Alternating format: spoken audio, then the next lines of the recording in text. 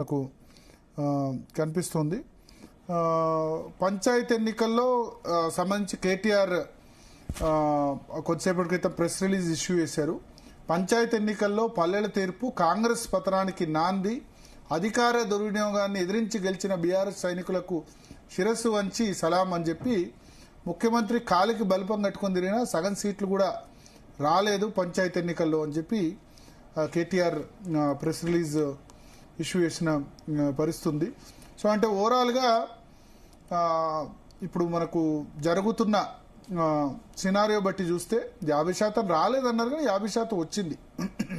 ఇప్పటి వరకు వచ్చిన ఫలితాల ప్రకారం 12,322 ఫలితాలు వెలువడితే కాంగ్రెస్ పార్టీకి 6,625 వచ్చాయి. అంటే దాదాపు 51, 52, 53% దాకా వచ్చాయి.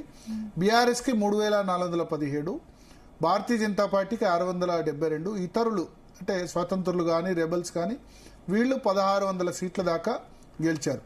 సో అవుట్ ఆఫ్ 12,300 అంటే 6,150 దాకా సగం, కానీ కాంగ్రెస్ 6,626 గెలిచింది.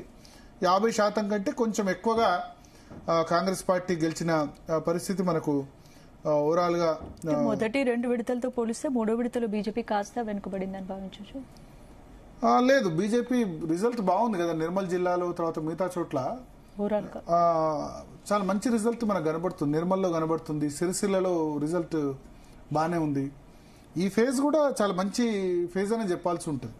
ఓవరాల్ గా జరుగుతున్న అన్ని జిల్లాలో బీజేపీ ప్రభావం లేదు కదా, అన్ని ప్రాంతాలు లేదు కదా. ఇప్పుడు వరంగల్, ఖమ్మం ఇటువంటి చోట, నల్గొండ ఇటువంటి చోట బీజేపీ ప్రభావం తక్కువ ఉంటుంది. ఎక్కువ ఉండేది ఉమ్మడి కరీంనగర్, ఉమ్మడి ఆదిలాబాద్, ఎక్కడైతే ఎంపీలు ఉన్నారో అక్కడ మాత్రమే ప్రభావం మనకు ఉన్నట్టు కనిపిస్తుంది. ఓవరాల్ గా బీజేపీ అధికారంలోకి రావాలంటే ఇది ఏమాత్రం సరిపోదు, అసలు సరిపోదు అధికారంలోకి రావడానికి. కానీ లాస్ట్ టైం కంటే లాస్ట్ టైం ఒక 300 సర్పంచులు వస్తే ఈసారి 600, 700 వస్తున్నాయి. దానికే వాళ్ళు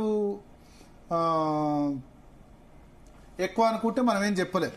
అయితే ఒక ఇంట్రెస్టింగ్ థింగ్ ఏంటంటే ఎక్కడెక్కడ ఎంపీలు ఉన్నారో కొంత కాన్సన్ట్రేట్ చేశారు. మనం ఒక ఎన్నికలకు 4-5 నెలల ముందే చెప్పాం, బీజేపీ ఎంపీలారా ఎమ్మెల్యే రారా, మీరు ఎప్పుడు కూడా only MP election MLA election కాదు, ముందు కార్యకర్తల్ని సర్పంచులు చేయండి, జెడ్పీటీసీలు చేయండి, ఎంపీటీసీలు చేయండి.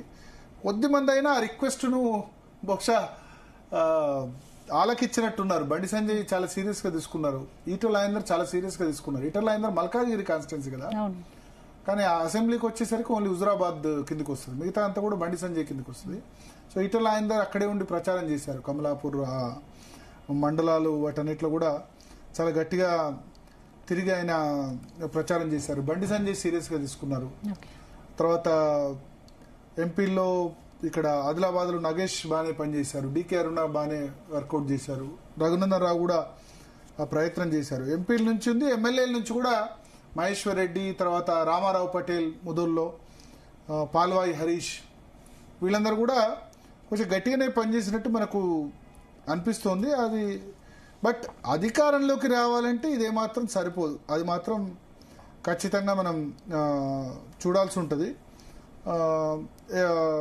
ఓవరాల్గా చూసుకుంటే కనుక అంటే కొంత బలమున్న ప్రాంతాల్లో ఎక్కడైతే ఆదిలాబాద్, ఉమ్మడి ఆదిలాబాద్ జిల్లా ఇటువంటి చోట్ల మాత్రం బీజేపీ కొంత మనకు ప్రభావం చూపించినట్టయితే ఖచ్చితంగా అర్థమైతే అవుతుంది స్పందన.